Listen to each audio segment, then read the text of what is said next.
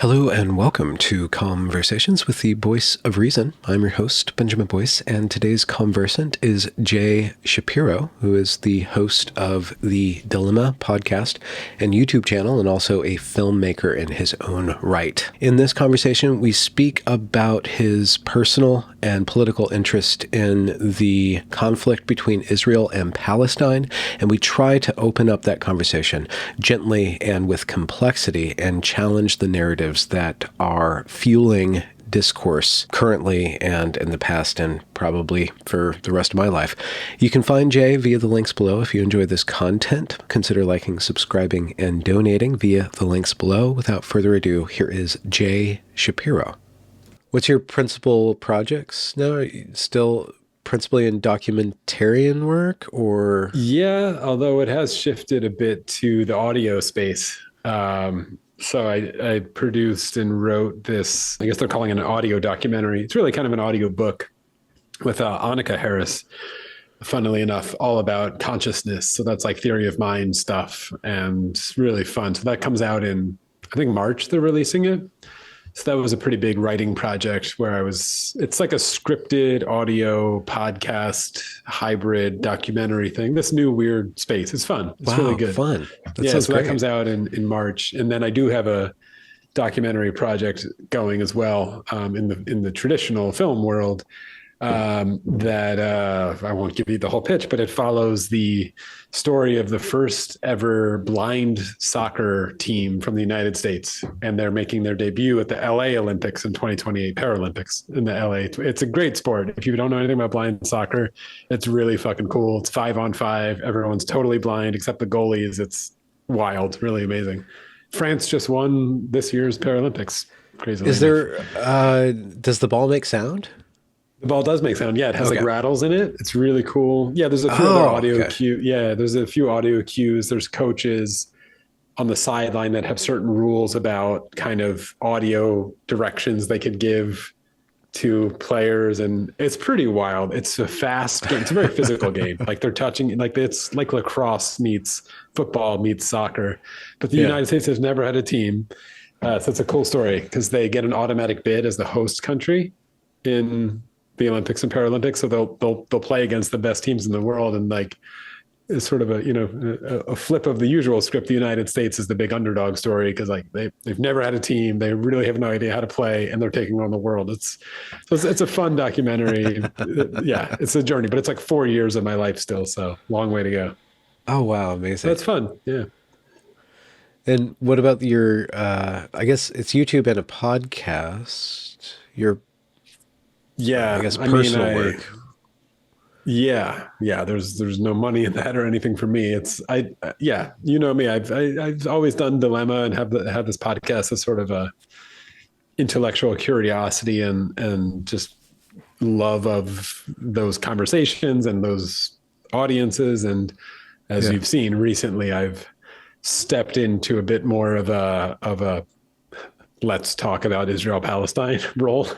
When I was so dismayed by what I considered the massive confusion and failure and disappointment of a lot of people who I work with and usually help behind the scenes on that stuff. And I had to step in. So you've seen some of that. Yeah, that's where I'm at. Yeah.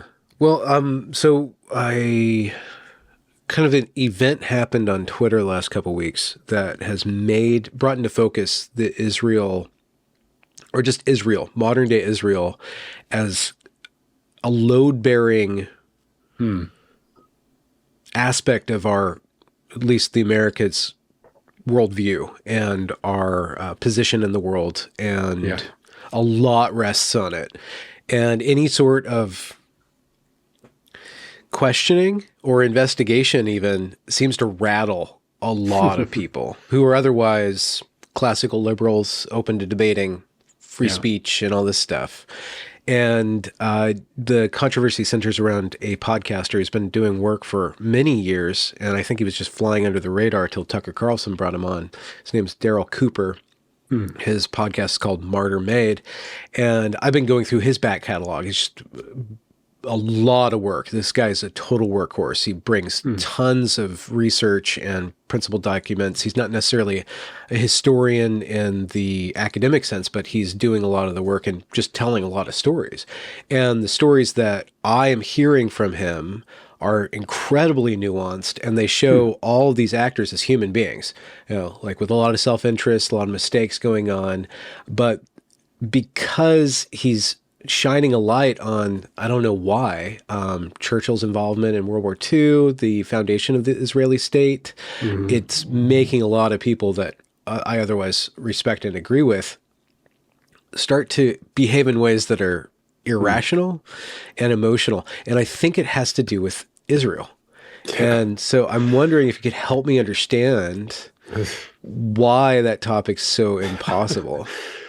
Well, that's a big question. I like your analogy of it being a load-bearing issue. I think that's really good. And I think for a lot of people, this is toppling the house of cards and the sort of, shattering of faith for some people. And for some people, that's, I think, going to be a good thing, if they're honest with it, of reassessing a whole lot of other things that were resting on it. And I mean, I think the short answer for that is, and I wrote about this in one of my essays, Zionism is kind of a perfect storm of a lot of the threads that I think you and I have been sort of adjacent to, involved in, behind the scenes of whatever it is, since 9/11 really was sort of my entree into them. Yeah. And it's a perfect storm because you have so many, to borrow a term, intersections of conversations, including a race dynamic, including this colonizer, colonized, oppressor, oppressed binary, including the utilitarian and consequentialist arguments of the Steven Pinkers of the world about notions of progress, and these objective arguments for comparing and contrasting different cultures and how sort of moral or worthy they are.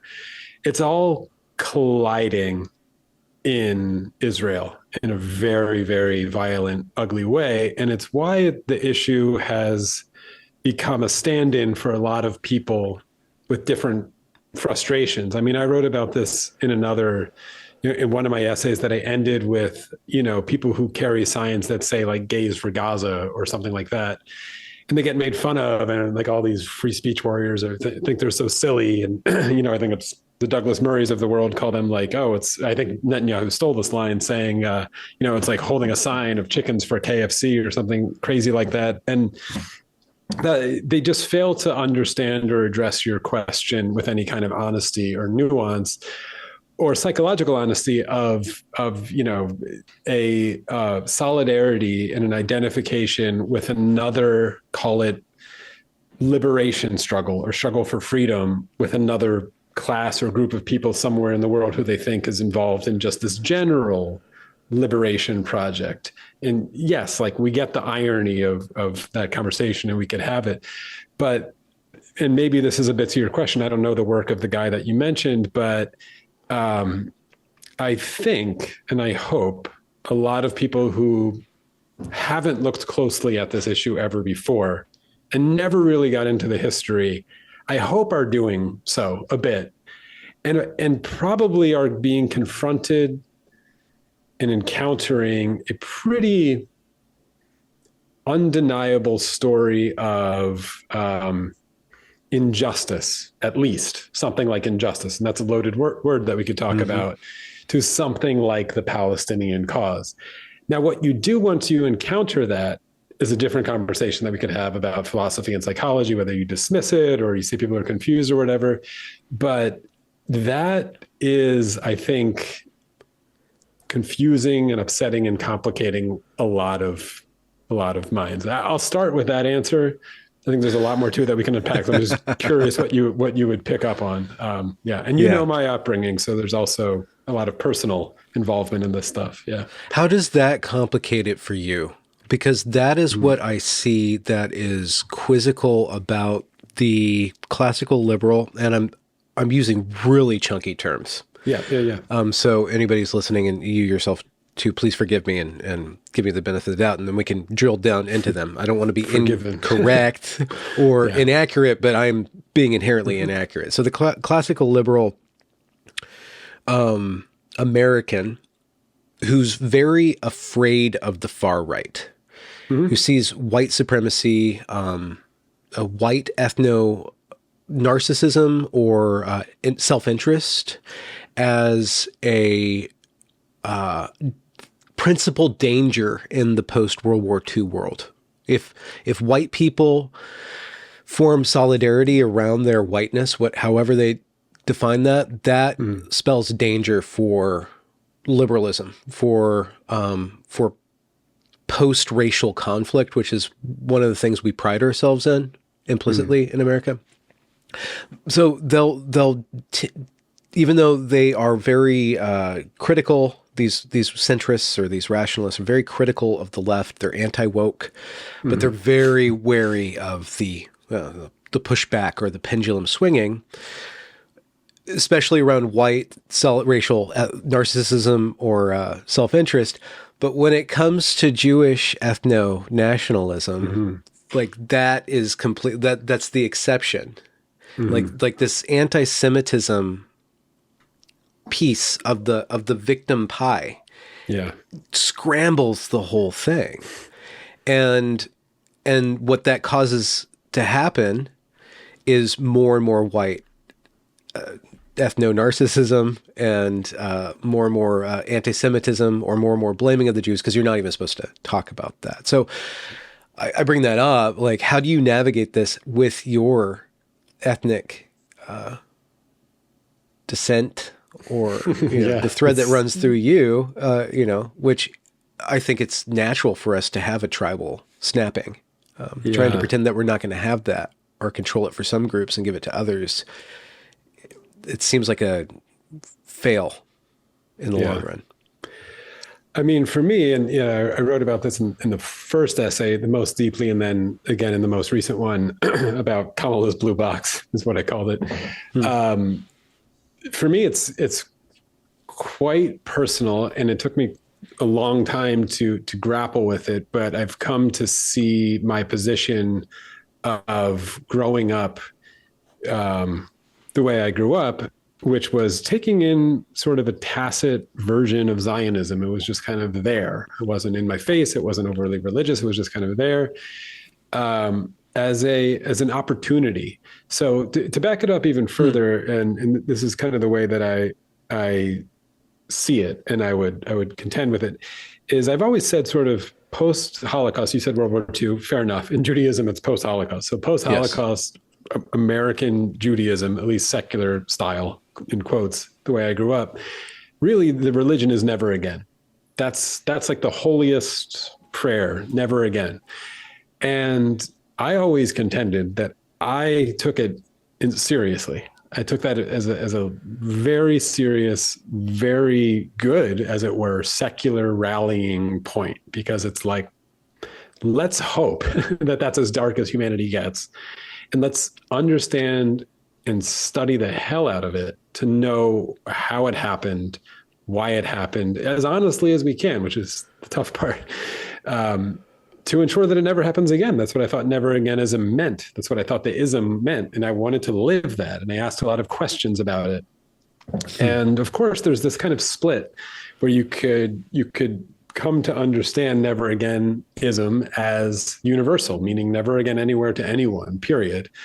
Or you could mean never again to us. And it became increasingly clear that thread of never again to us was by far, in my upbringing and clearly in Israel's history, that was the ethos. That was the winning argument. And it justified just about everything that they did. Now, the irony, of course, and we don't need to get into a history lesson here, is Zionism didn't start in 1948 or 1945 or even the 30s. This goes back as a legitimate project or a real project with a book and everything in 1897. So the myth that Israel grew out of the ashes of the Holocaust and the guilt of Europe is a myth. It's, that even just the percentage of how many Jews made up the population who came from Europe in 1948 or whatever is, not the majority of Jews that were there. There was Sephardics and Mizrahi Jews, and Jews were expelled from Arab lands, et cetera.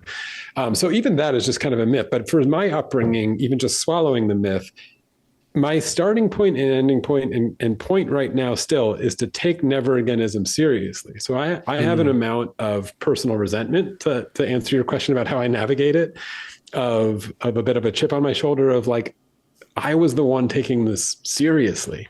And I've seen so many of my friends who I grew up with and my family just be morally paralyzed in the face of what's happening now, to a degree that is just infuriating. And it's just always been because there hasn't been, I would say, an honest engagement with ourselves, with what causes dehumanization and domination and what's really behind all of these levels of violence. And that, of course, Jews and Israelis are perfectly capable of doing terrible, awful things and committing genocide. And of course, I would contend that's what we're seeing. So I don't know if that answers your question a bit, but it starts to scratch the surface a little bit. It's mostly just the punchline there is I view it as an opportunity because I had a front row seat to a lot of these psychological threads and grooves. And as I said in my most recent essay, most of it is very innocent. And that's why I'm so mad about it and very sinister. Like I tell this story of, my brother going to Israel, who was very much involved in all the Jewish stuff I was, but even more, but he goes to Israel as a junior in high school.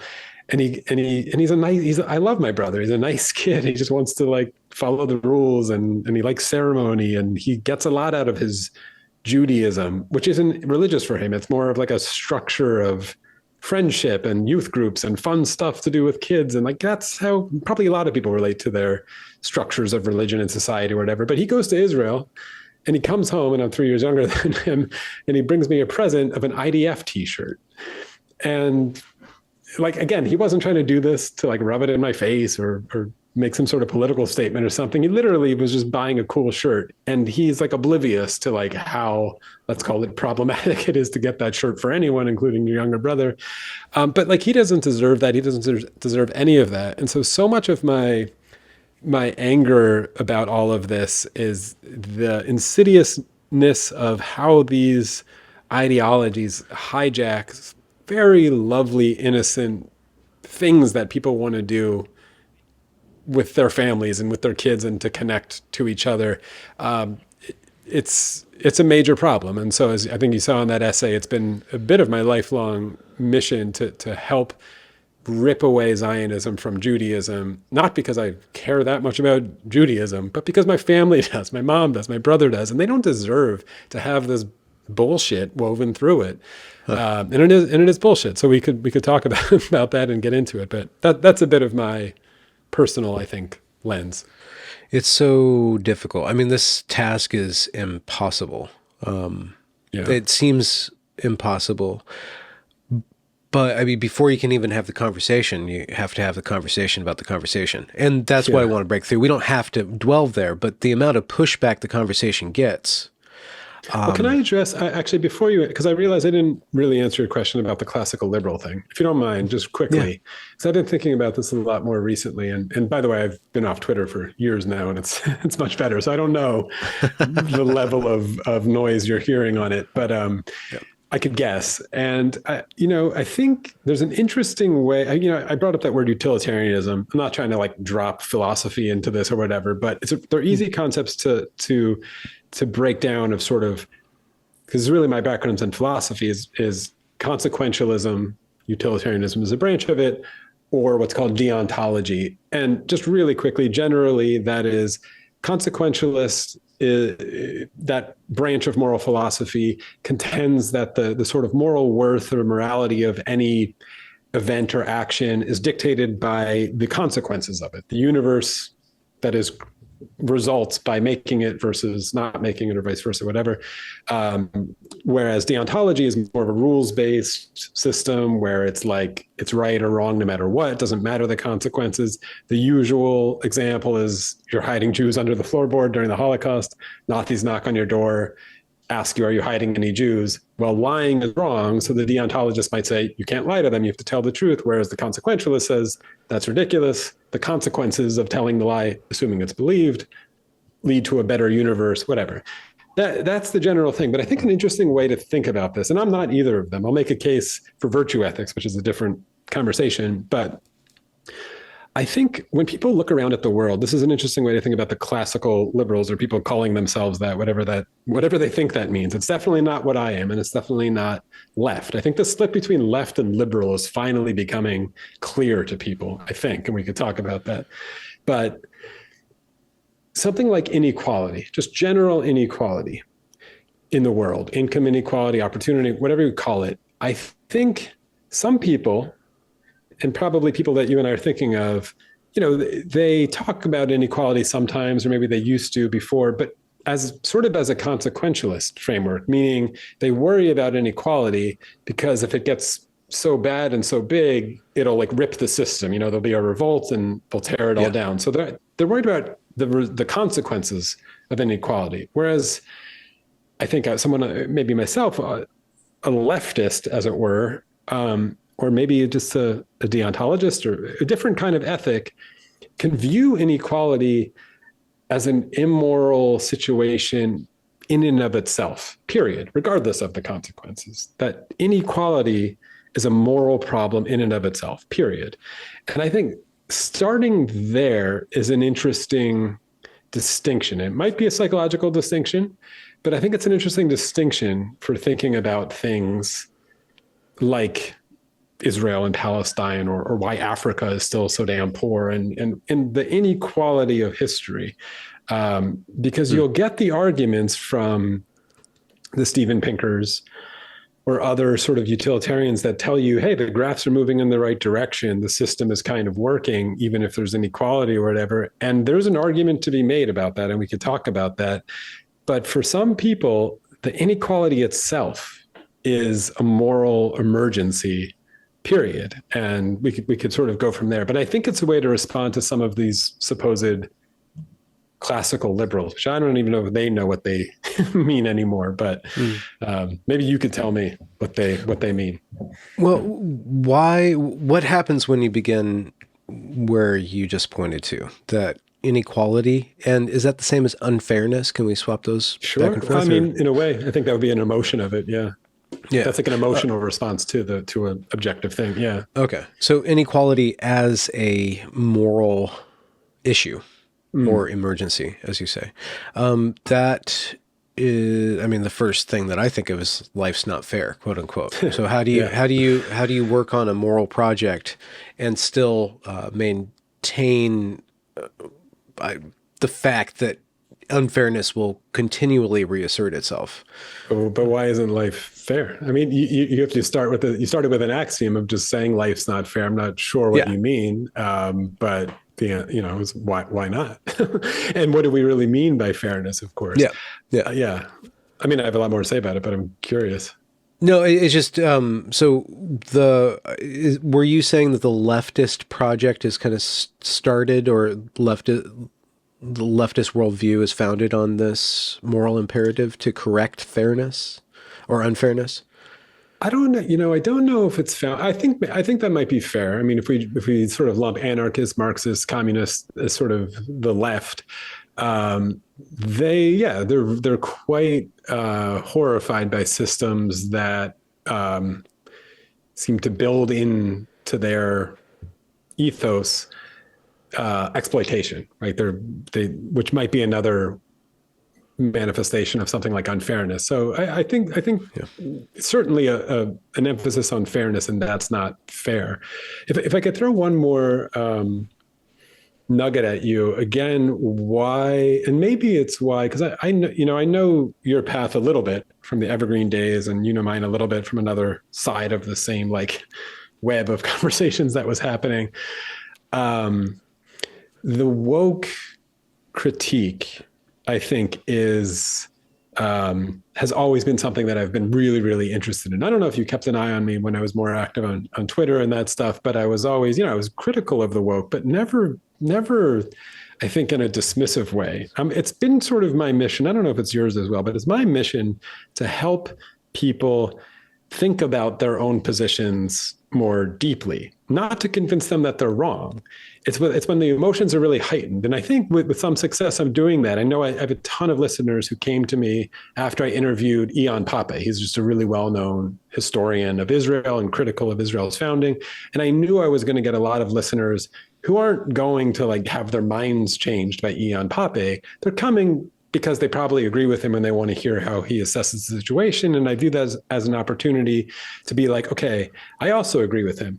But I think there's tons of people in this room listening to me who are really energized about this or any topic, but this topic. And I think I could help them sharpen or think about why they are so energized a little bit more. And I've always wanted to do that for the woke, because I don't think the woke are wrong for their emotions. So let me give you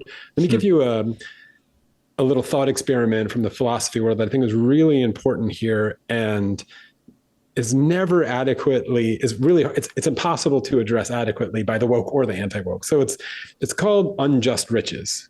And there's a cool way to think about it, about this like idea of sort of, it's not really an ideology, but this thing about unjust riches. So the idea would be, let's say you and I are neighbors, and we both have kind of like dingy houses, and we both need a paint job. And I call a paint company and arrange for them to come over and paint my house one day. But I'm like out at the golf course or something, and so are you the day that they're supposed to come. And you come driving home to your home before me, and you see somebody painting your house, a paint crew's painting your house, and you need a paint job on your house. And of course, you didn't hire this paint job. And you probably surmise, hey, my neighbor may have done that, but you know what, I need a paint job and I'm not going to say anything. And so you just walk into your house, let them finish. When they're done, you get a knock on the door and they say, hey, Ben, well, I guess they would say Jay, because they think they're at my house. They would say, hey, Jay, we painted your house. We're all done with the job. And you say, I didn't hire you. I don't owe you any money. Like, who are you? And then they realize, they're like, oh, crap, we read the form wrong. We were supposed to paint your neighbor's house. And you're like, well, sorry. And you close the door. Well, let's say I come home and I find out that this happened or whatever. This is, you could actually be sued by that paint company, basically. And you would lose the case, as it were, to a degree, on this principle of unjust riches. And the argument is that you've enjoyed riches and it was an unjust thing. And the judge would try to work out something kind of fair, which might be like, well, we're not going to make you pay for the whole thing because it really wasn't your fault. Let's it was about a quarter of the way done when you came home. So let's make you pay for 3/4, whatever it is. They'll come up with some number and you'll pay it. And that's that. And I think most of us hearing that story think, that's about as fair as we could do. Like everyone walks away feeling like, all right, fine. Maybe the painter's like, I lost a little money, but we feel like justice kind of reached an equilibrium there, right? But let's say that never happens. Let's say you get your house painted completely. There's no court case. There's nothing to settle this. And let's say now we just send off this idea into the future. And let's say you then sell your house for a lot of money because somehow it was a great paint job, I guess. And, your kids then get all this money and, the butterfly effect happens and my house just falls into disrepair even further and the painter gets worse. We go generations and generations into the future. We had this unjust thing where you or your great-great-great-grandfather or something did something kind of fucked up and benefited from it. It was an unjust riches. But the clock kept ticking and generations kept going. And at some point, it's like, what can we do about it? Could at 20 generations down the road from this major event that we could even calculate the money. What are we going to do? Give reparations? This is where we get these really weird conversations about how do we repair the injustices of the past? And the truth is, and why there's urgency to a lot of these, is I really think that little thought experiment about unjust riches shows that there's a window. There really is a window that closes where justice, a sense of justice is a funny word, but a sense of justice is really hard, if not impossible, to ever grasp and achieve. It really does close. The window closes. And so there's this urgency. And I think you're seeing a lot of that in Israel-Palestine, because we're getting generations further and further from, again, whoever wants to go through the history, you're going to find something worse probably than painting houses from 1897 to 1948 and then onward. But how do you repair that? Is it right of return? Like these, is it one state? Is it two state? We start getting these weird ideas. What do we do about the Native Americans? You read about the massive genocide that happened in America to the Native Americans, and you're like, dang, that's pretty fucked up stuff. But the window of unjust riches is kind of closed to address it adequately. But the problem is once that window closes, the residue of that resentment, the anger, the racial tensions, whatever they manifest as, that stuff doesn't tend to just go away. Maybe it'll dissipate a little over time, but it festers and it sits and it goes, and then it blows up in these different kind of ways.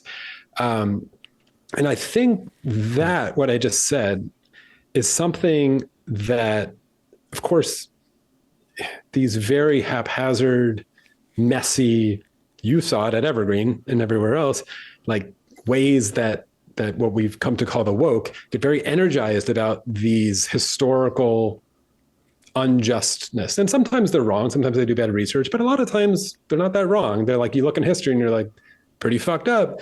But what can you do about it? And is it stopping people on the street and demanding they say Black Lives Matter? It's a mess. And people like you and I are like, you're kind of making a mess.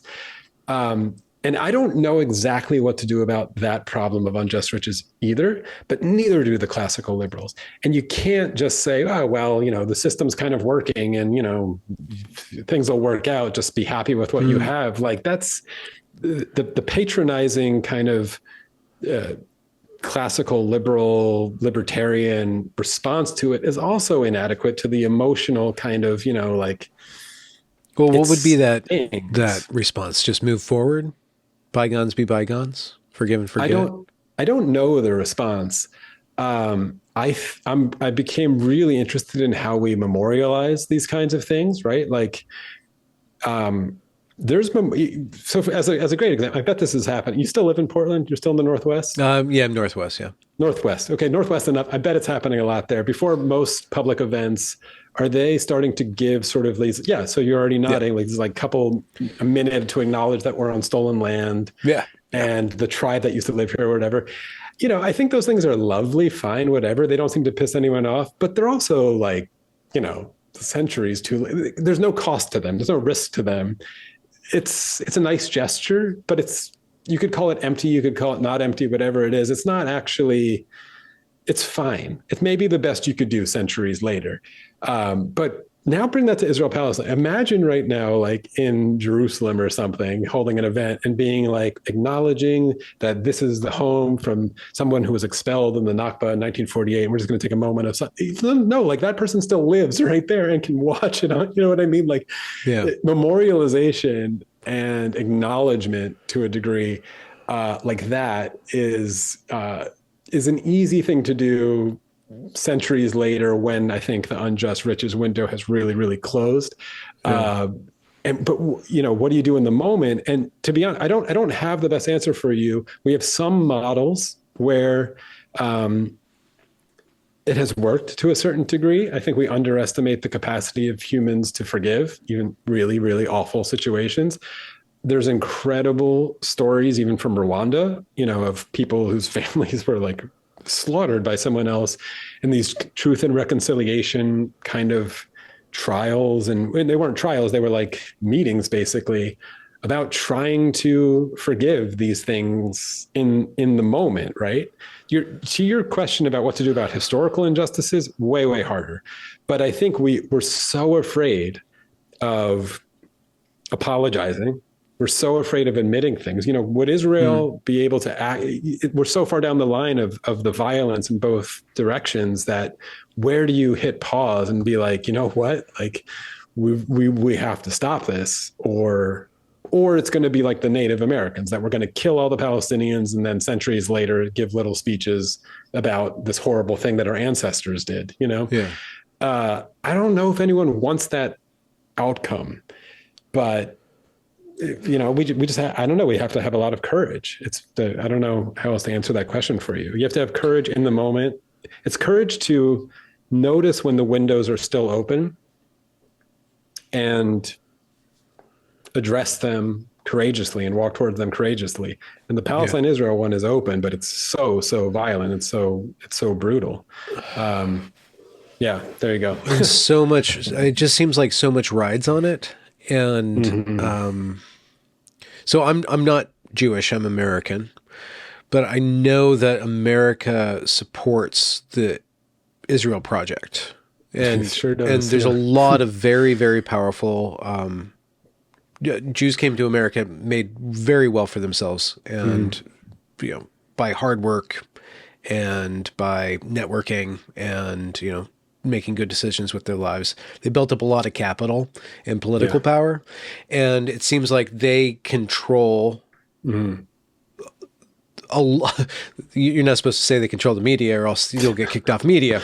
Jews say it all the time behind closed doors, and I just want to let everyone know it's a running joke. But Jews just get mad when anyone else says it. But go on. Yeah.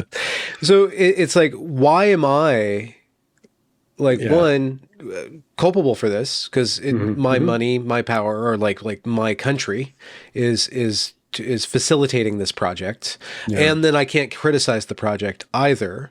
But I could, but then I would, and it's so fascinating what, October 7th is not just a fascinating thing, period. But what it did in the American tacosphere, the discourse network, was it further fractured the left-right divide, and leftists went one way, rightists went another way, and then the classical liberals split apart too, because what are all these vested interests, and where do you draw the line? And this is very important for a very powerful sect of American people. But for a lot of us, it's like, well, why are America, we're growing more and more weak, and we're corroding from the inside out. And more of us this is the Trump phenomena, like, we can't take care of the world. We can't even take care of ourselves. And the people who want to use us to take care of the world aren't taking care of us. So why are we so invested in this Israel-Palestine? It seems like Israel-Palestine is just the linchpin for a lot of this, because there's a lot of vested interest, a lot of psychology, a lot of tribalism going on in there. And then it also feeds into what America is 80 years after World War II. And a lot of resources too. I'll underline. Okay, yeah, please add to that. And then just one thing, because it was at the beginning when you said it, I think you said, I'm not Jewish, I'm an American, which is an interesting split, because I said a wrong thing, didn't I? I said it wrong. No, it's not a wrong. It's just an interesting split, because white people and poor people, or whatever Biden said, right? Well, no, because it's because no one knows what to do with this damn word Jewish, because people have made it a nationality and an ethnicity and a religion. And I've been insistent. So you didn't do anything out of the ordinary.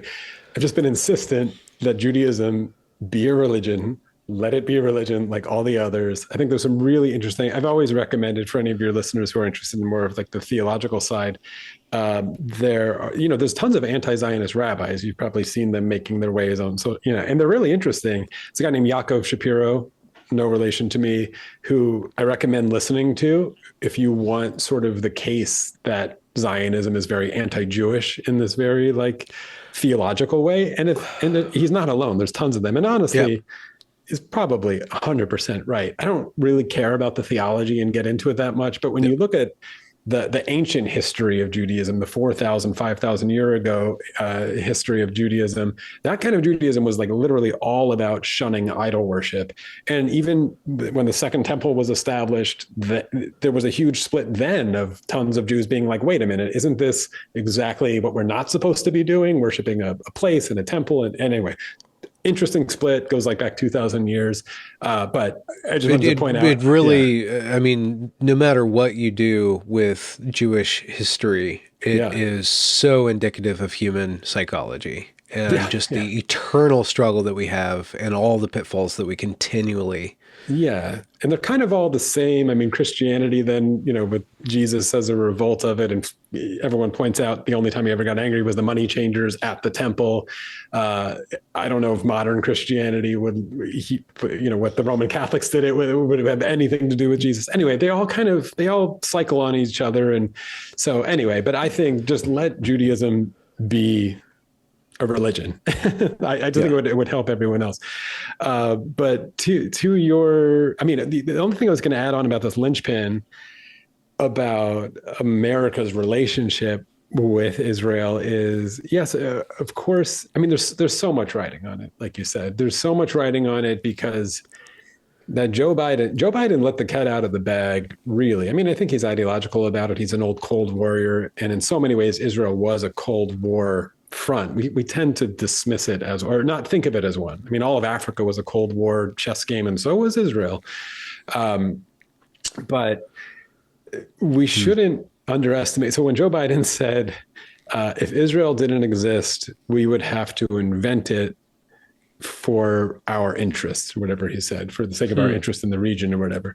And that was so what is America's interest in the region? And there's a whole lot of reasons, and we shouldn't underestimate the oil dynamic. I mean, it just seems cliche to talk about oil, and there's no oil in Israel, but there's the damn Suez Canal is right there. And I think, and they took it in 1967, and it was a huge negotiation with Egypt. And when the Yom Kippur War in 1973, again, I won't go into like the history lesson here, but we shouldn't underestimate the amount of the people like Henry Kissinger who were making these very cynical arguments about supporting Israel and keeping it as this linchpin, as a foothold in the Middle East in order to keep the right dictators that we wanted around so we could keep getting our cheap oil, et cetera, et cetera. I mean, there's a lot of reasons. And now there's just so much sunk cost in the region. And of course, the blowback, as it were, it's very controversial to call 9/11 blowback or any of that, but the blowback from the Muslim world who has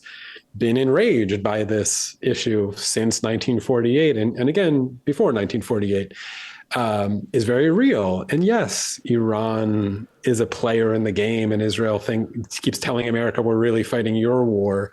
I don't know how to answer the question precisely about the project of, because just as you said, so much rides on it. But I think maybe there's a chance right now just to recognize that you talked eloquently there, well, maybe scarily, but eloquently about America eroding from the inside and maybe a bit of a failing empire. We've heard the echoes of that. Yeah. But just this week, I thought it was so strange that Starmer in the UK sat down with Joe Biden, I think it was in London, to discuss whether we were going to allow Ukraine to use long-range missiles in Russia. And of course, we're having meetings every day in America about sending weapons to Israel and what they should do with them. Like, let's be honest about whose wars these are and what these are. This is America's war.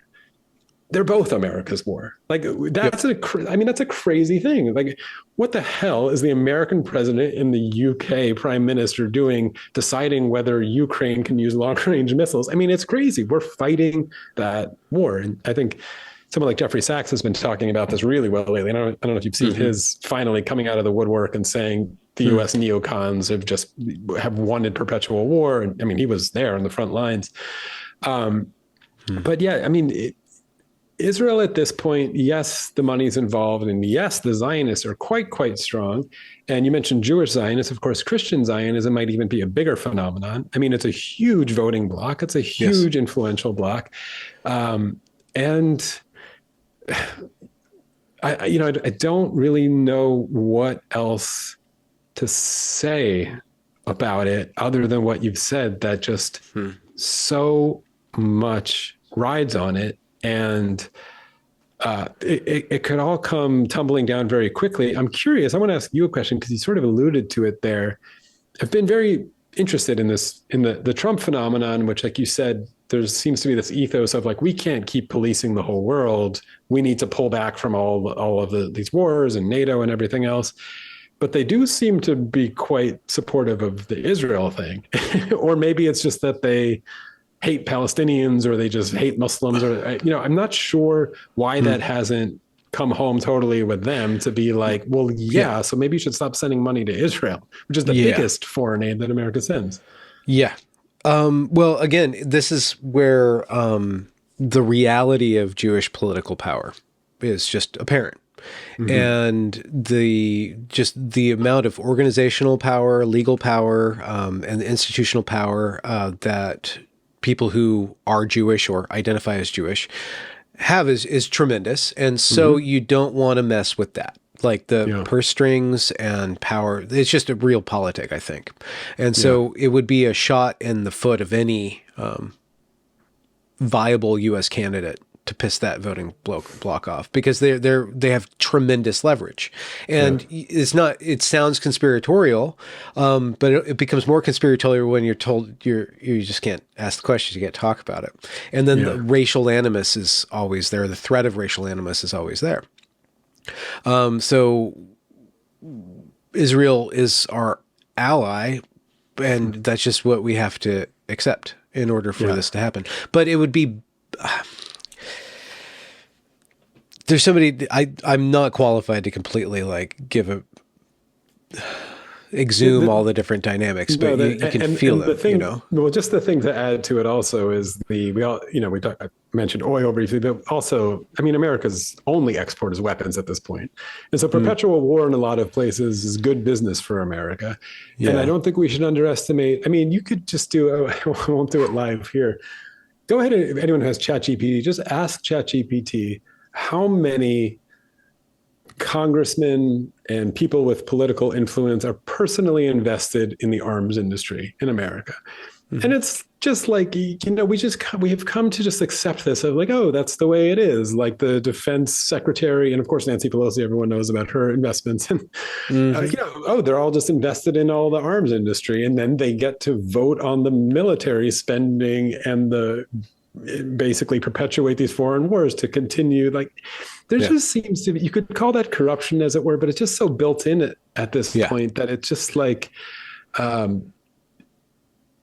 it's just really, really out of control. And I think it's a breaking point. This load bearing thing that you started with seems to be right. And the thing that's breaking the load for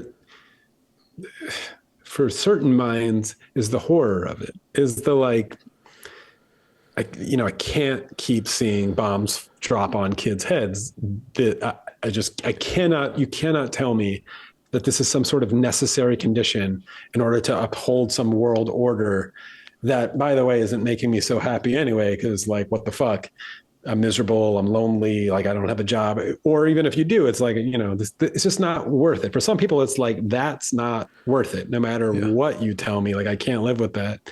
Yeah. And for some other people, it's more, economic and, like I said, consequential, where it's well, this is untenable and this is going to break, or it's not in our interest or whatever. But this does seem to be just a breaking point of something. The load is really breaking. I think I hope more people are turning away from sort of the mainstream media who's telling them, you're not seeing what you're really seeing. And they're I see it. When Netanyahu spoke, not that we'll give Netanyahu mainstream media, but when he spoke to the Congress, and what did he say in Rafah? He said there was 0 civilian casualties. He said that in front of everyone, or I think he said there was 1. There was some arms blew up by accident next to 1. Every single, that is we're just beyond Orwell at this point, where everyone is I saw if you were watching any of it, you're I saw the dead bodies. I saw kids dead. I saw women dead. I saw all of this happen. Yeah. And you're telling me 0. And it's just I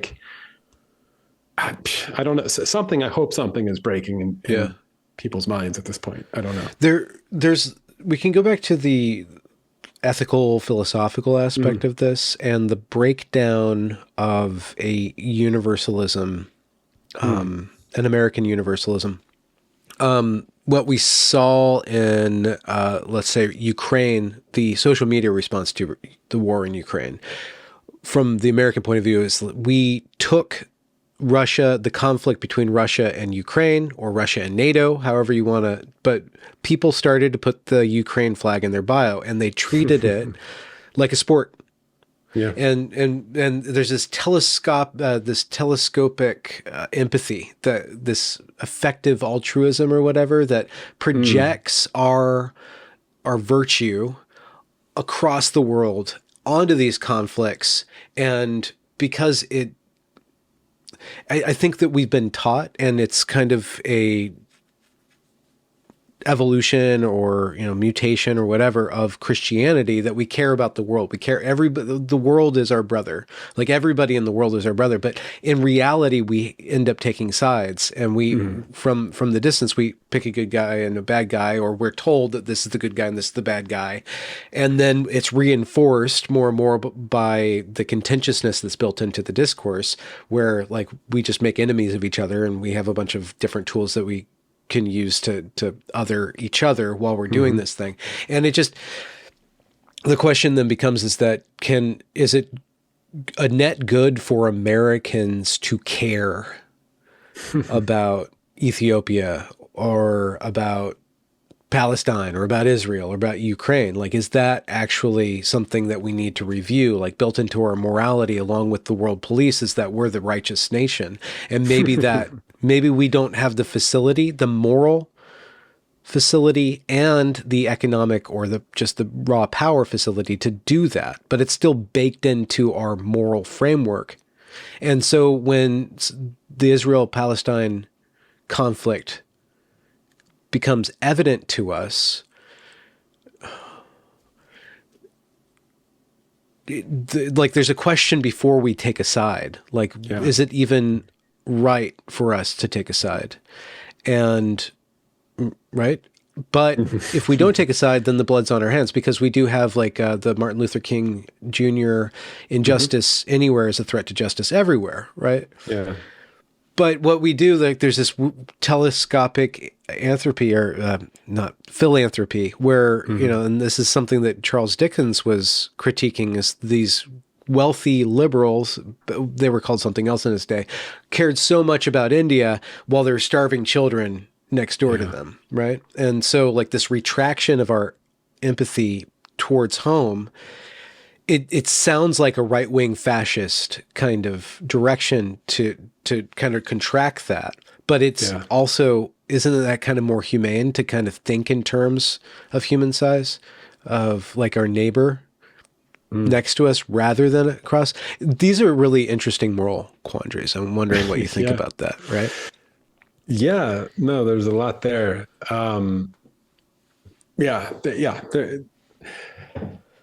I think you're sort of I liked what you were talking about sort of America potentially reassessing itself, of whether are we the baddies, are we actually the good guys here, what it is. And there's been a assumption. I mean, I think I can answer this for people who are probably maybe confused or frustrated with what I'm saying, of, like, isn't Russia some sort of closed authoritarian system, and are the Palestinians sort of, like, desiring Islamism or something? Like, aren't we just promoting democracy? The good guys are clear. It's the good guys. And I think those kinds of splitting of the world, I hope more people are questioning and reassessing. Like I said, we're still fighting the Cold War. I mean, that's such a Cold War mentality of sort of, like, good guys, bad guys. And I think that, I think Africa... Wait, you're saying we're fighting the Cold War in our heads? In our heads, yeah. I mean, it just never ends, this split. I mean, that was Biden's thing. He's still a Cold Warrior. His entire presidency, his entire administration was about this, like, good versus evil and dark versus light. And soul of America. Yeah.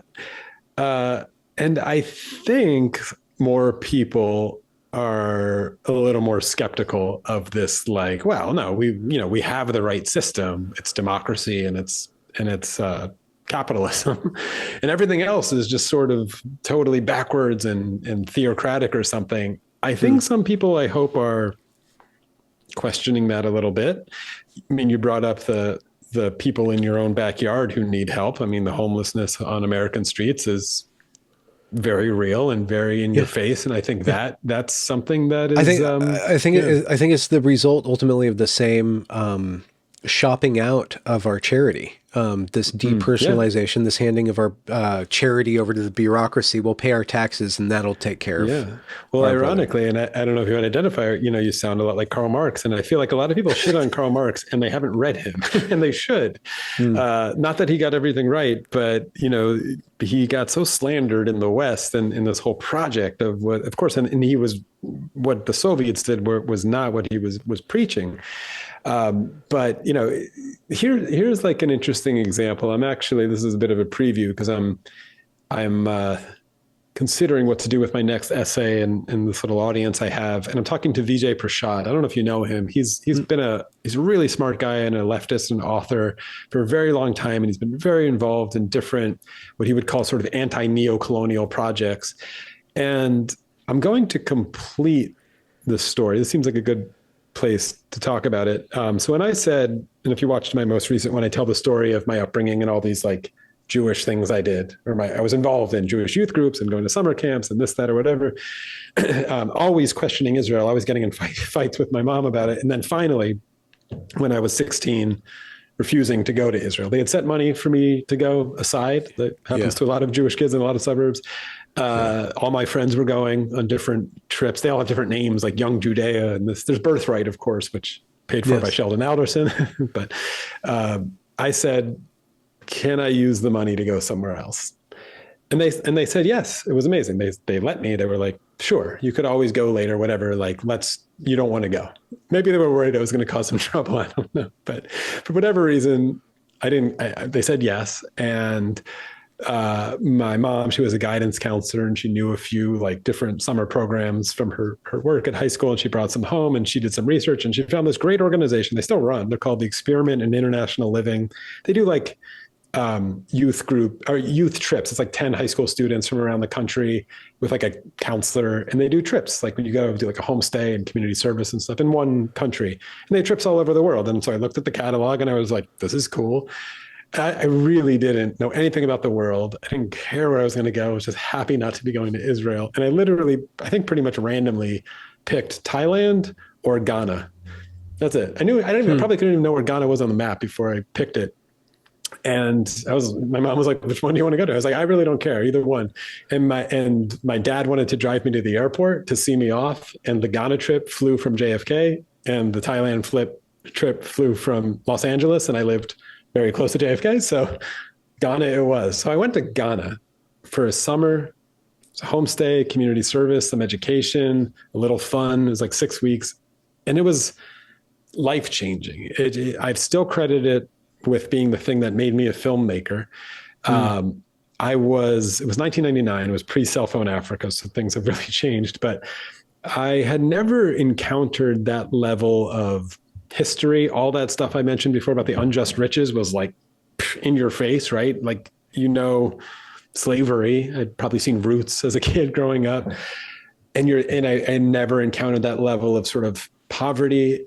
Just so many questions, so much confusion. Of course, also encountering like people being mean to each other, and I probably came in with some romanticization of the other and the Orientalism in Africa and stuff. And that gets shattered if you're a little honest with it, with like, oh, wow, they're really racist against each other. And I don't even know these tribes, but they hate each other. Like you just encounter so much, and I'm left with just so many questions. And I feel like it's taken me, and I learned a name. So I want to bring him up as an example to respond to what you're talking about in this global thing about America's place in the world. Kwame Nkrumah is a name we don't learn in America. I don't know if you've ever heard that name, Kwame Nkrumah. Kwame Nkrumah is the guy who was the first leader of independent Ghana. Ghana was the first sub-Saharan African state to gain its independence after World War II. It was 1957.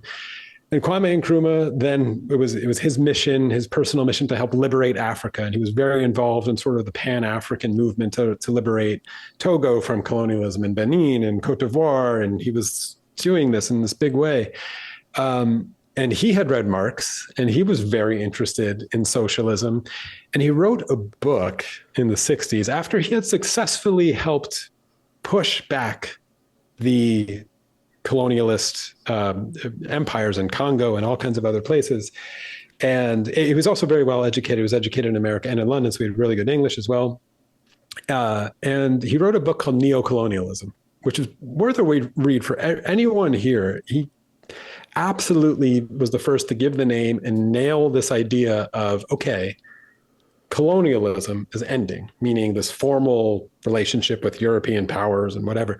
But there's a new form of neocolonialism, as he called it, is emerging. And he's writing this in the 60s.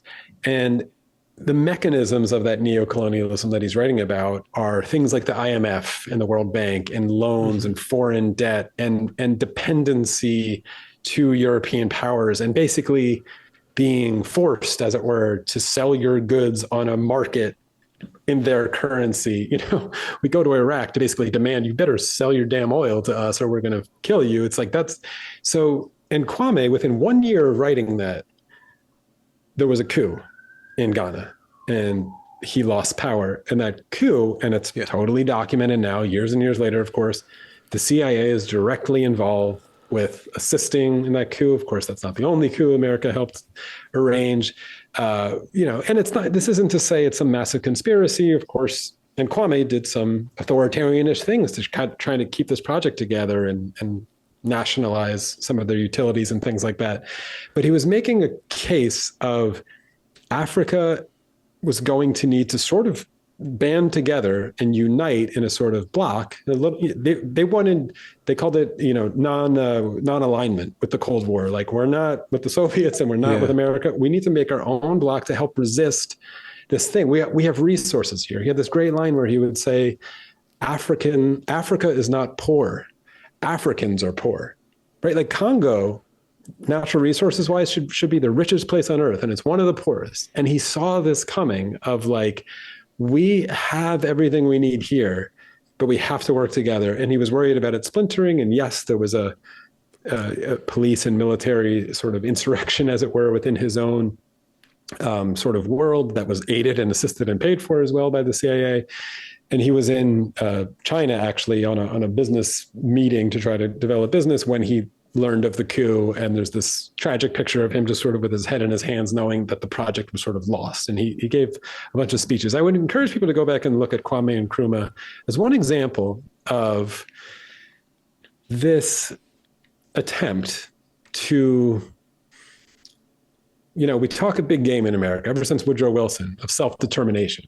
Right? Kamala Harris is saying it about the Palestinians, right? They need dignity and self-determination, two-state solution, whatever this is.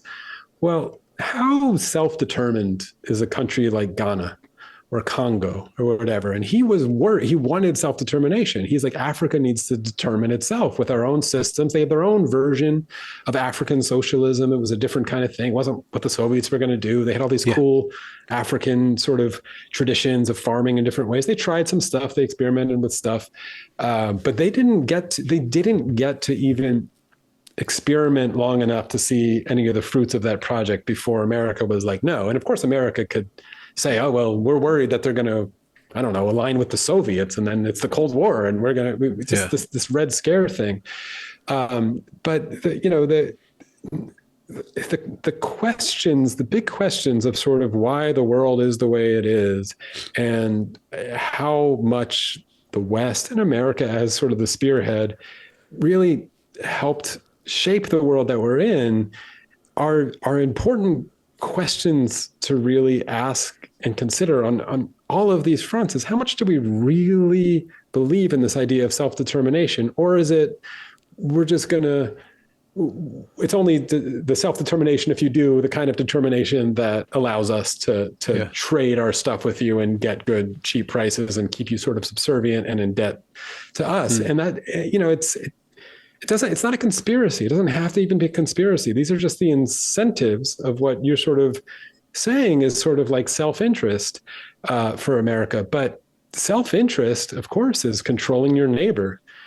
And America has done an incredible job at really having its hand all over the world in this way, and maybe trying to expand its bloc to the global north or the global west to participate in that. But that hasn't extended to places like Ghana or Congo, and then I think you have this thing with Israel that we keep coming back to of like, this very crazy effort to do that, very brazen, like right in the middle of all of these states and all of these people who lived there and were not violent in like the year 1890 or whatever. They were like, where do we fit into this world with you? We're people too.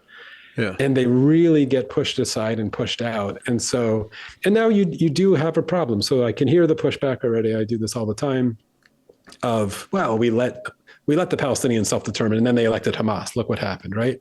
I get it. Like, I get that these cycles of violence and resentment lead to this kind of thing. You know, it's, we were supporting the Shah in Iran and he was secular, as it were. And then there's a revolution and look who they put in, the Ayatollah. Like, it's, you know, there's a response to this kind of thing.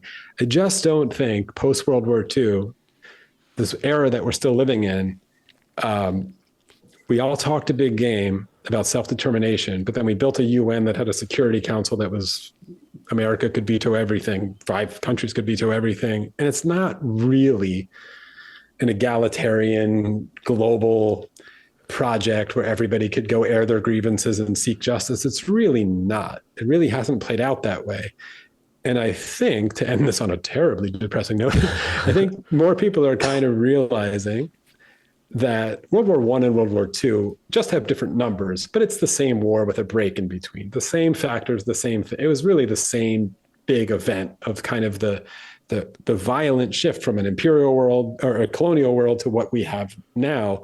And I think we're all kind of fearing of like, we're not done, are we? Like, there's a World War III coming, and future historians will just call it like, there was basically a violent world war with 2 breaks in between, because it seems like those same resentments that were there at World War I and there at World War II are still here. And the world is getting frustrated. The world is getting pissed off. And Ian Pape said to me, and it's a scary thought, he was like, well, he's optimistic. I am a bit too, that the Palestinians are not going to go the way of the Native Americans. They're not going to stop fighting. They're going to survive. And they're either going to do that where the global North takes this courageous stand against Israel, which you and I are like pessimistic that maybe that could happen quickly, although things change quickly. There's some cracks in that armor, or the global South is going to do it for them. And that's obviously the much more violent sort of response of like, you know what, this axis of resistance, as it's being called, really just becomes sort of a global, very violent pushback for what they claim as liberation. And in the ashes of that, maybe we'll have something like a United Nations that's genuinely egalitarian, and places like Ghana could finally air their grievances. I don't know, that's a long answer, but there you go. How do you make a case to American Zionists or Zionist sympathizers that maybe it's time to, I mean, what is the solution? I don't know, not necessarily 2-state, this, that, but like Israel needs to calm down. Like what is needed from your point of view? You know, I don't know. What is Israel doing? Do you know its playbook right now? Like what's it? Is it just going scorched earth? Is it just going to completely annihilate? It seems to be scorched earth. I'll tell you another sort of personal story. Again, if anybody investigates what I do, they'll see me talk about my mom a little bit in my personal story and everything. And my mom's been struggling with a lot of this. And after October 7th, you know, again, she and I have thought about this my whole life, but she knows Israel. And after October 7th, she turned to me and she was like, they're going to bomb the shit out of the Palestinians. She's like, if they're in trouble, they will nuke the entire world. And she supports Israel, though it's changing. I'll give her a lot of credit. She's making a lot of strides towards reassessing kind of the Zionist infiltration of her beloved community, her Judaism. She's working on it, but she knows Israel. And she's like, they will destroy the entire world. And I fear that they will. So the only wild card, Gideon Levy told me this when I asked him a similar question. He was like, I think America ruined Israel. It's like a drug dealer who made a drug addict. The Israel Project is so crazy because it's hard to know how the project would have gone if it weren't for America. It may have not survived, which is an interesting thing. It may have been wiped off. It may have been in perpetual war because from 1897, it was problematic and pissing people off. But also, I don't know how they would have developed. I mean, it's their universities, their entire economy is like, you can't rerun the experiment without big brother America paying for like all of it. So you now have this like modern state in the Middle East that's artificial. That's the piece, and why I started speaking up a little bit more on my own is I don't know the dominoes that have to fall to reach a day when we have a more equitable, peaceful, less volatile, and more justice, as much as there can be, because that window, like I said, is still open. More sense of justice in the world, particularly, that's a big question, but in the Middle East. But I do know things would really change if America ceased supporting Israel in a legitimately real way. And I don't see it on the horizon either, really. I'm not sure. Like, we literally just gave them another $20 billion or whatever. That's going to, I think those contracts go through like 2029. But I'm talking a legitimate, like, we're done sending you anything. And of course, when you get into the resources and all the pieces that fall with oil and everything else, I don't see that happening any day soon either. But it potentially could happen. I mean, I'm curious what people would think. I've been reading more and more about the 1973 oil crisis, which is something that you and I didn't live through, but vaguely remember hearing about. And, for people who might be saying two-state solution, right? Like, can't they just two states living side by side? What's wrong with this?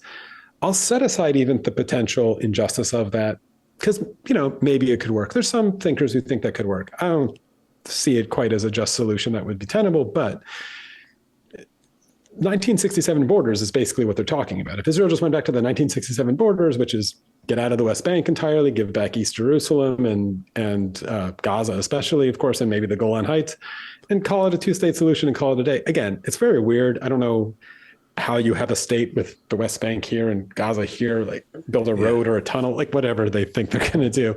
But let's just say you believe like that's a good idea, or it sounds like a just solution, or with this analogy I'm using with Unjust Riches, some UN judge is like, that's the solution, live with it. Well, that was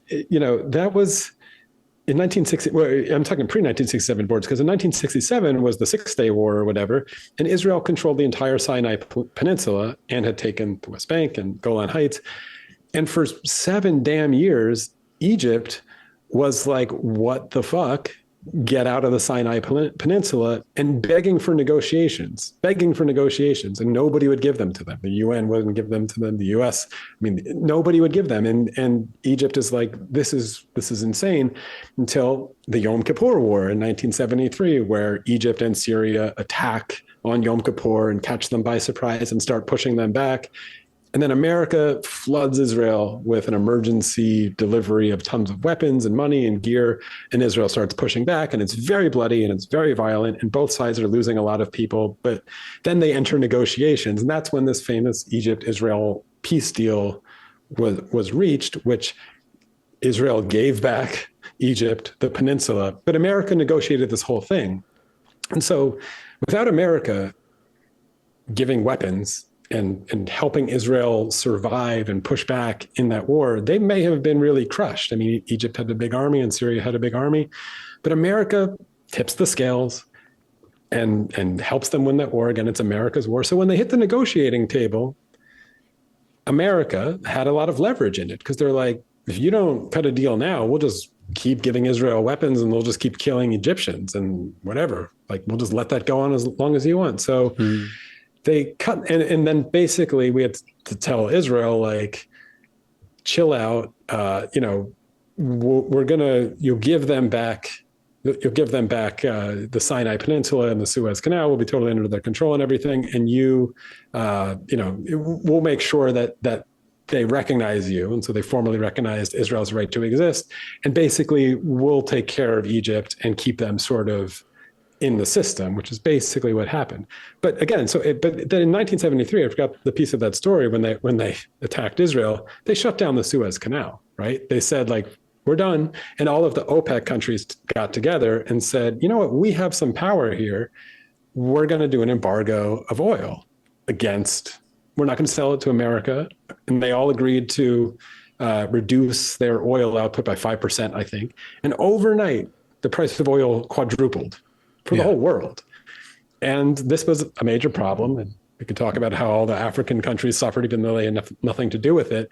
But this was America being like, shit, like we need to negotiate a deal here. We need to negotiate sort of a peace treaty here where we get access to our oil again. And, and the only way they were able to do that was to throw weapons at Israel to kill Egyptians. And so I don't see this happening anytime soon.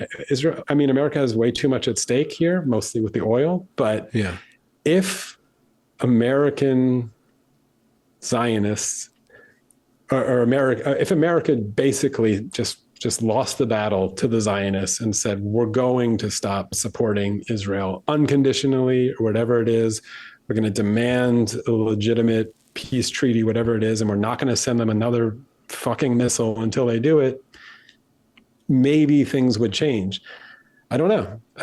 And if not, there's going to be problems, Ben. Like I keep trying to imagine that was 1973 where the Arab states got together and said, we have some power here. We're shutting off the oil. And America was like, they panicked, right? Remember when the Suez Canal had like one boat stuck in it a few years ago? Yeah, and the whole world. It was called Evergreen, actually. Oh yeah, exactly. I mean, a lot of money goes through there. For now you have a Saudi regime that with MBS seems to be very friendly to America and in America's pocket. That's a very old relationship. I mean, at some point, this issue of Israel and Palestine, which in 73 caused all of those countries to shut off the oil, might revolt again in such a way. I mean, I don't know. I just don't know. If you have a revolution in Saudi Arabia and they're like, we're turning off the oil, I don't know. I don't know how this changes. Obviously, Israel is confident that it will maintain the backing of the United States. Netanyahu just showed up. All the power players came to watch him speak. For now. So I don't, do you know its goal? Is it just to completely destroy its enemies, or is it to... I think they're getting as much as they can. They say this thing about facts on the ground, changing the facts on the ground. I think that's always been their play, is build settlements changes the facts on the ground. Oh, now it's there. And now when we negotiate, it's like I could build 20 settlements tomorrow and then negotiate. Oh, we'll remove 20 settlements. It's like, well, you just built them. It's like not a real negotiating point. So they changed the starting point. They changed the goalposts. I think they absolutely want to make Gaza less populated. Call that what you will. I think a genocide is probably fair. With the West Bank, they want to just take more and more. But I also think they don't really have much of a plan. I think Israel has always been a crazy plan that's gotten a little away from them, to be honest. I mean, the settlements in the West Bank are just like wildfire, out of control, expanding. Ariel Sharon started that in 1967. That's consequentialism at work. I mean, this is a very powerful block of organized people who are going to just take up more and more space. And they just want to say, we're here to stay. We're not going anywhere. It's our land. You people can leave. I mean, it's Zionism has always been a pretty crazy project. So I don't have much else to say other than but I do, you look at Israel and it does seem like it's just fighting with itself too. It doesn't know what the hell it's doing or what it wants to do. And Netanyahu started the war and he can't stop it for a million reasons. And what's their goal? I mean, what do you think their goal is? It seems to be to make Gaza uninhabitable. If they ever enter a negotiating table again, a true negotiating table, a peace negotiating table, I don't know from what point they're going to be negotiating. I mean, I think they want rebuild it. Rebuild. Make just it a global, rebuild Gaza and keep them trapped in there. Just go back to October 6th. Like, okay. Yeah. Yeah. What is the root of your concern about this? It seems like there's a mixture of the personal and the like a deeper kind of moral qualm. Yeah.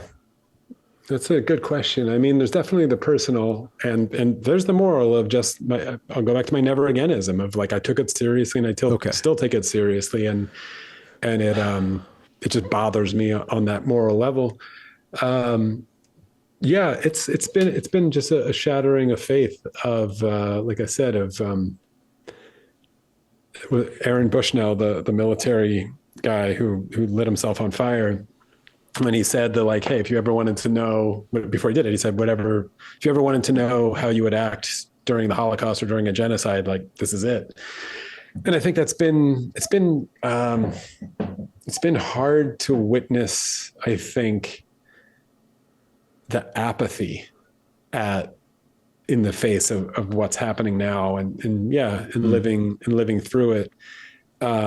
And I do think it is a massive turning point in the world. You know, I don't want World War III. I don't want this to be the end of the story of, you know, I just don't want it. I don't want it to be what it appears to be going towards. So maybe it's a bit of a just hope against hope and a push against it about that human nature can overcome this. Yeah. And I think from a personal level, just living with it my whole life and witnessing the way it operated and the way it worked from the inside has I'm sure instilled a lot of just frustration that, you know.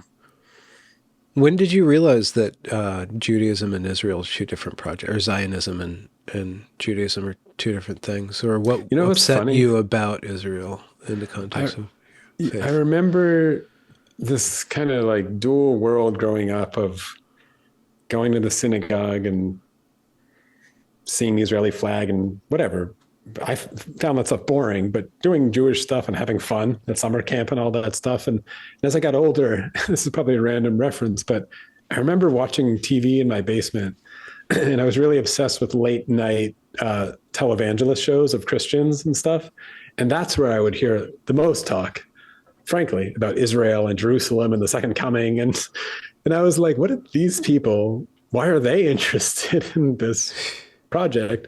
And it always fascinated me. And then just on like a simple level, I would go upstairs and ask my parents, being like, aren't we like Democrats? Aren't we like liberals? But like this thing seems totally like and they didn't really know how to answer me. So it felt like, you know, you're kind of noticing this like maybe hypocrisy or fleeting from principles that people are stating.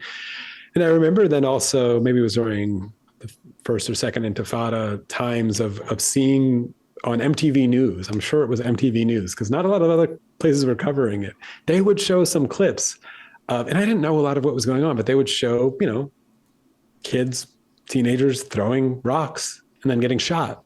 And I didn't know the geopolitics behind it, but back to your thing about fairness, it seemed unfair to me to be like, those kids are throwing rocks and then getting shot and killed. Like, see, like what's going on here? And so maybe it's from a base level. Maybe I was just naive, or people could say, oh, life's unfair. You're just a kid. But I would be like, you know, this question of like, are you sure we're the good guys? Are you sure Israel's the good guys? Because it just seems like they're the bullies. And I just have a natural tendency to probably root for the underdog, you know? Yeah. So I don't know. Yeah, there's that's another aspect of it baked into the mythology around post-world. Yes, you put it like never again, and since the Holocaust, there is this role that the Jew plays in the American psyche of the victim of you know, the pogroms, the Holocaust. So they're the victim. So, but then they're the bully too, and we can't.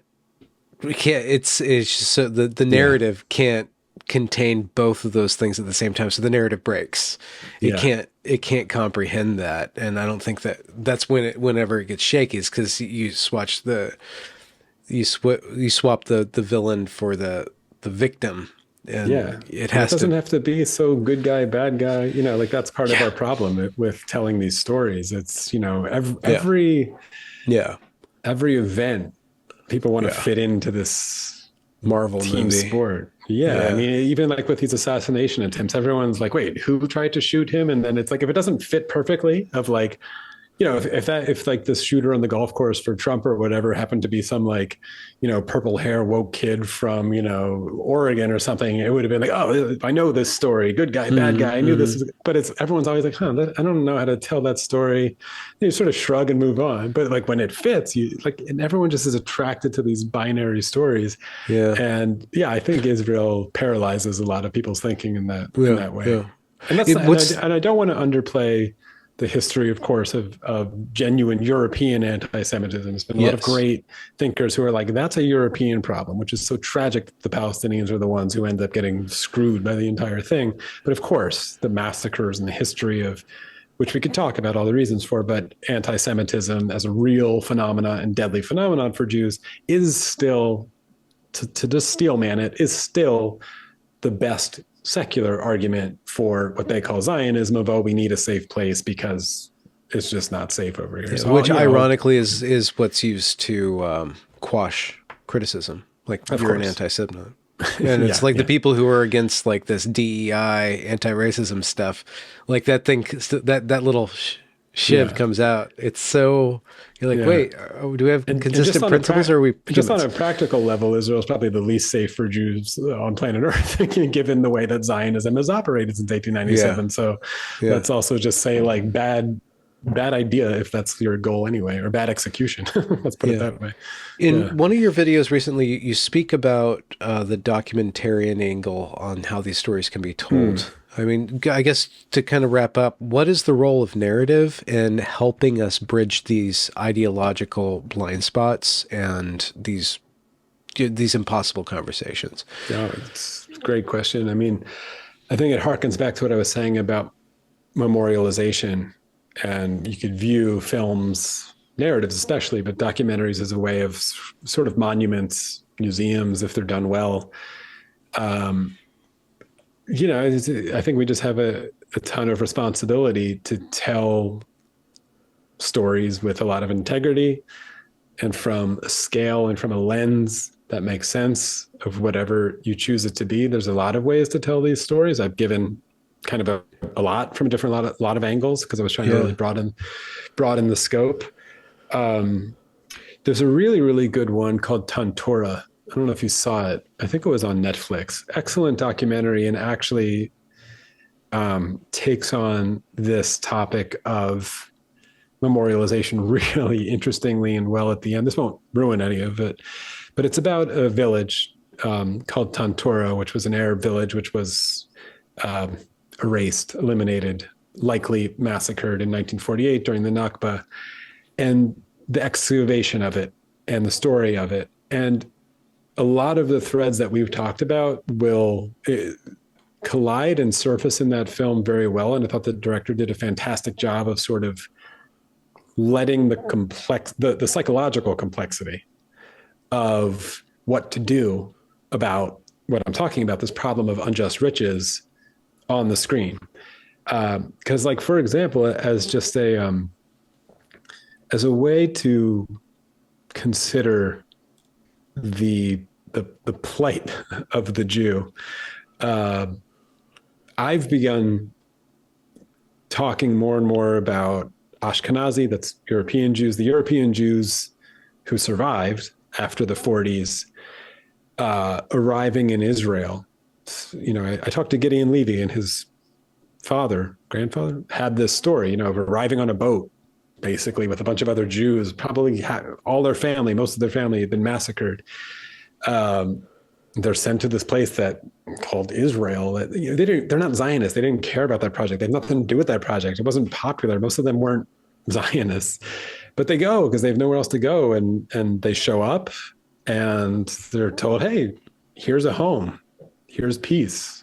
Have a kibbutz, whatever. Even some of them were socialists and communists, whatever. Like make a kibbutz and have some peace.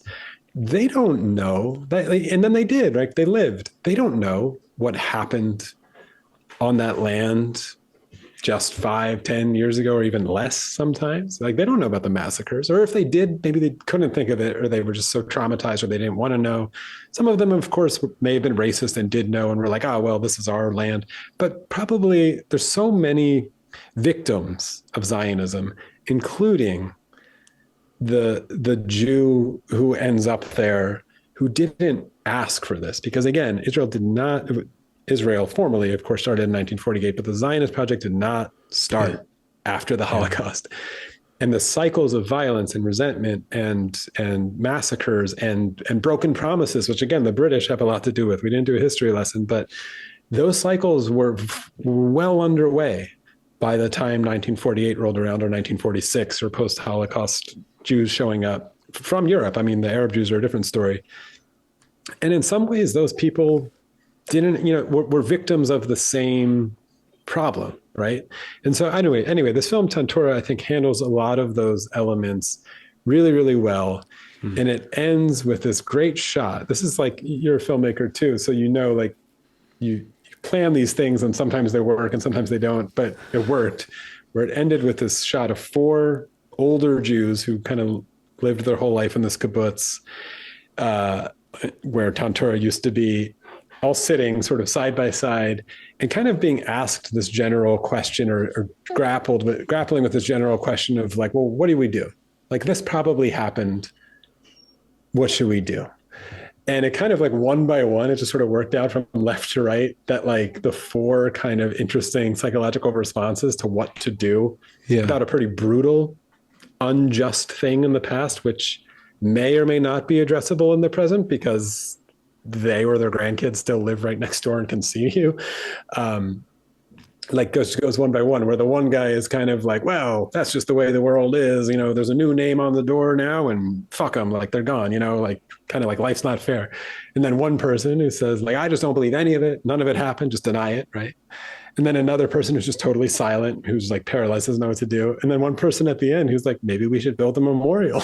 And it's like, you kind of get like these 4 different responses, and there's no answer, because like that really is, if I could stress anything, it was that thing about Unjust Riches. And I know there's been a pretty concerted effort, even in my upbringing, to keep this, I think, pretty unambiguous history of a massive injustice, which is not all done again by the evil Jew or the Zionist or anything like that, but by Britain and by colonial powers. It was a colonial project. They did. Yeah.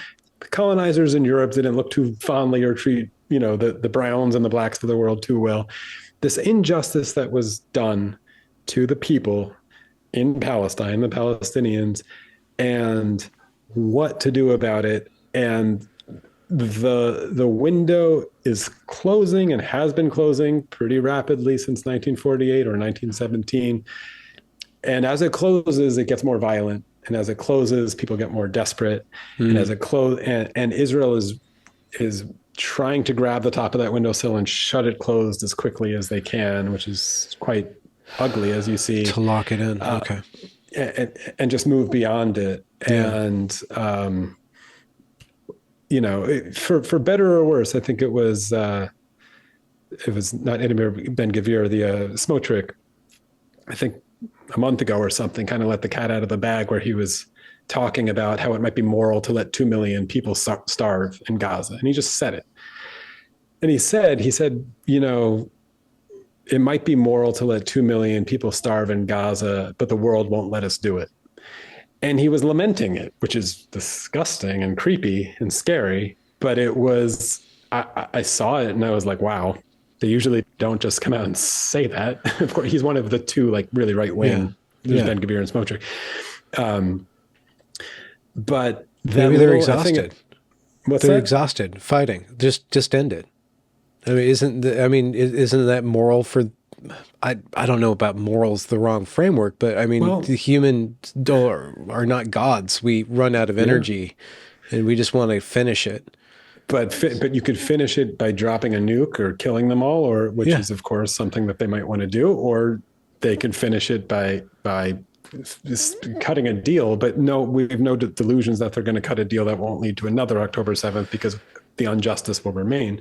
Yeah. So, but when he said it might be moral to let 2 million people starve in Gaza, but the world won't let us do it. That last little bit of the world won't let us do it, I was like, okay, like the world won't let them do it. And the responsibility of we can't let them do it. Let's be like, yeah, we're not going to let you do it. Never again. And, we're certainly letting them do a lot, but it's like, yeah, I mean, there was a tiny bit of shred of hope of like, yeah, justice. we're not going to let you do that. Yeah. And the fear that Israelis and Zionists have is they've backed themselves into a corner where they know they've done such atrocious things to the Palestinians that they think if they stop, they'll be slaughtered. They think you can't build a wall high enough or whatever, apparently. So there's nothing left for them to do but kill them all. And I want to believe, this is a long shot, but I want to believe that that's not true. And I know people sort of promised myself I wouldn't mention Sam Harris, but people like him say like, oh, well, they say, you just have to believe them. They say they want to kill every Jew. They want to wipe off every Jew. You just believe them. And if they had the power to do it, they would do it. I don't think that's true, first of all. Second of all, Hamas changed their charter to say, instead of Jew, to say Zionist. That was a while ago. But just those are almost beside the point of like, well, I think when people get actual power, those things kind of change a bit. And I have more of a faith in forgiveness, redemption, that if you actually offer, when people tend to get their genuine liberty and genuine justice, they tend not to kill everyone else out of spite. They tend to be like, okay, and is justice achievable for the Palestinians to a degree where they would be overwhelmingly being like, okay, like, we're good. We're still a little angry. There's still a lot of scars, but we're not going to go and kill every Jew and push them into the ocean.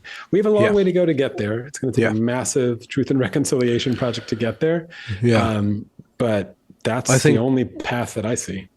From an American point of view, I think that worse than a too strong America is a weak America. I mean, because the only way that we can impose order on that situation is to actually be strong, and we're losing the will, the capacity, and currently our whatever it is that's running our country doesn't have executive function. It's literally brain dead. It's just this mass that's walking around. That just perpetuates itself at this point. Yeah. And this is just like that's I talk about American culpability. It's like we're in a declining empire. We don't have the ability to elect or to have somebody lead us that can actually impose that. And I don't think the international community has the will either to do that. So the world won't let us, but who is the world? Yeah, I don't know. I would be, I think America is dangerous. You say they're weak. I think you put it better. They're sort of mindless. It's a system that's perpetuating itself. I think it's still an insanely strong system, but nobody's driving it. Yeah. And I think it's never been, this is hard to, I mean, it's never been it's never lived up to its moral rhetoric. Let's put it that way. Mm-hmm. And again, I mentioned people like Kwame Nkrumah in the 60s in Ghana and stuff, and I'm not just nitpicking on some random Cold War CIA stuff. Yeah. I think it's time for America to assess what this empire, what the lifeblood of this empire was, what was really driving this empire. And the rhetoric about self-determination is self-determination versus self-interest are at direct odds. And I think I don't know a way around this. I could out myself as a leftist, though. It's built into the neoliberal, capitalist, neoconservative, same thing at this point, capitalist structure of self-interest and self-determination are always going to be at odds. Yeah. And I think the system, like you said, it's weak in the way that it has no more ideas. It doesn't even believe its own rhetoric, I think, at this point anymore. Kamala's not even trying to do an interview because it's like, does anyone need to hear the same shit over and over again? We don't need to hear this. And that it's a very scary moment for the world because America has a lot of weapons and a lot of might. But I think it would be great for all Americans who are interested in this stuff, whether you hated or loved anything that I said from any political angle, is to really just like, let's all just get together and be honest. It's a time to reflect about like, what was the American project about? And can it be saved? I don't really think so, but can it be redefined or rested or resurrected with a very different vision for the world? I agree with you that this world police thing is not tenable, but the world police thing was not as innocuous and moral of just trying to keep the peace as people might want to believe that it is. And so I think it'd be great if more Americans from all political stripes really could get together and be honest and talk about what the American project has been. We don't need to just shit on it. It doesn't need to turn into some woke thing. It doesn't need to turn into some Trump thing. We actually have to like stop, talk about this thing, get together and see what the next century is really going to look like, because this just isn't going to work. And it's just not tenable. It's not going to work from any level, from the moral level. Like I said, if it's just bothering you what's happening because of injustice on a moral level in Palestine, or from a consequentialist level of like the inequality of the world is going to break the world, whether you're a consequentialist, which is more of the liberal people, or you're a deontologist, or you're a religious sort of theologian, this must also be bothering you on some level, although I worry about the theology and why Israel is such a mess. Because some people are like, yeah, this is what we wanted. Armageddon in Israel means the second coming. But I think from any sort of level, whether this project is going to be saved, we just need a really serious conversation about the entire thing, and much more humility from America that we're the good guys and we've always known better. It's just not true. And then of course, on a practical level, the stupidity of paying for all of these things, of course, is just going to cause a lot of massive problems for the dollar and inflation and everything else. And that, of course, is what most movements break on. They almost always look like class wars because someone broke the economy. Just one more thing to say, because of the election coming up, I was thinking about kind of what you're saying recently, and what I'm pitching here is like, so much gets made about these elections, but when you look through history, very few times are elections the moments that real change and revolution or deep conversations happen. It's almost never an election. It's like Black Lives Matter was when Mike Brown got shot or whatever. And Me Too is when Weinstein happened. Like something happens. Occupy Wall Street was like an economic crisis and a bank bailout. Like it's very rarely the election moment. Yeah. So I think we should look beyond just sort of who's going to win this kind of thing. To these bigger threads and find our moment and seize it, because Americans can play a role, or we could just watch the ship sink. So Jay, where can people find your work? It's probably across a lot of different platforms at this point. Yeah, well, so for anybody who's discovered me recently or is watching this, YouTube is new to me. I started doing these videos after October 7th, like I said, when I realized I should just try myself, since I was disappointed with other people. So find me on YouTube. I've got essays there and interviews that I think are good. And then I had been doing just it's also on audio as well on Spotify and Apple and all that stuff. So I put it out as a podcast, but it's also a video podcast, which has some fun images that I I find and pull up. So find me there. But for years, I was doing more philosophical conversations. My first season was with Coleman Hughes as a co-host, and more moral philosophy with a lot of really cool thinkers and top names, and batting around a lot of really fun moral philosophy conversations, which a ton of them are relevant to this stuff if you're a philosophy nerd, if you get into. So find me there, Dilemma Podcast. But if you're doing the Substack thing, or just I am not doing the Substack. Yeah, okay. No, I don't do anything for the money with this stuff. So I don't have any of that stuff. I don't expect to, but anyway, I'm trying to work on a book as well and work on some other stuff. So on this topic or?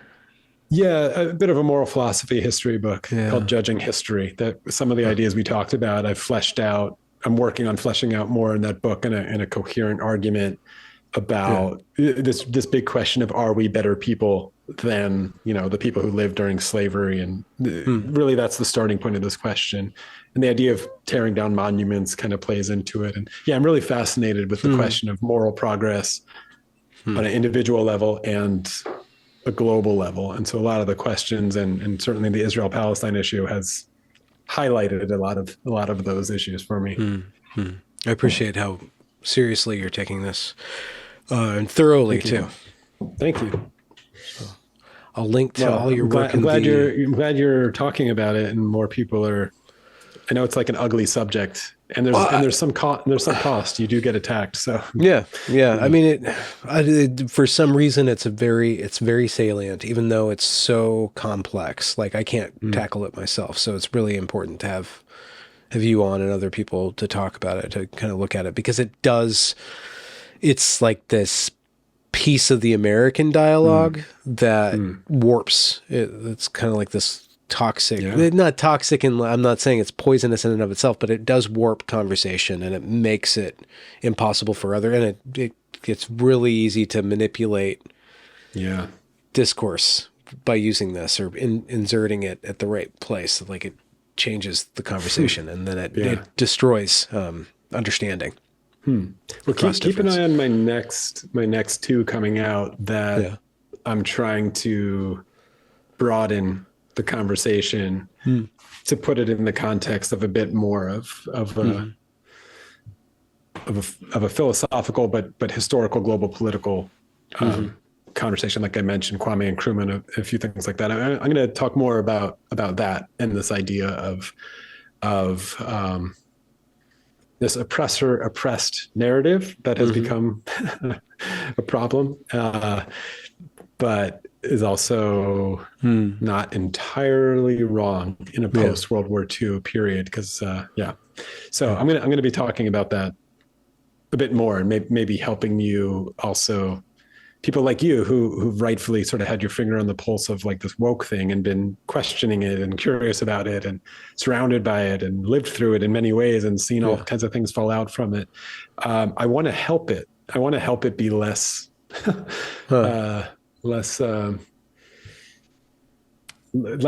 lost, less blind, because I think their instincts are right, but obviously they can make a huge mess. I think there's genuine gains and real moral progress in aspects of what, let's call it, the West have done, that if we do this kind of rethinking and resistance incorrectly or in a sloppy way, we could burn the whole thing down and lose a lot of those gains, which I don't think is necessary.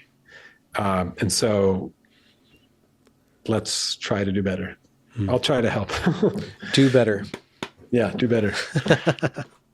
Well, Jay, I'm going to end the recording. Thank you so much. Links to your work will be down there in the description for those who are interested, and Godspeed. Thanks, man. Good talking to you.